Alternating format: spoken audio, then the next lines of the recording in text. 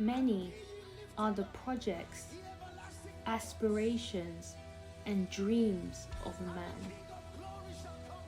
But the spirit realm is more real than reality. Many times those who tried are amongst those who failed. They did everything correctly, but access has been denied. But those who were once blocked can hope again, because Jesus Christ was anointed to set the captives free. This May 5th from 2 to 5 p.m. and May 18th from 6 to 9 p.m. Heaven is declaring, open up ancient gates, open up ancient doors, and let the King of Glory in. It is time for change.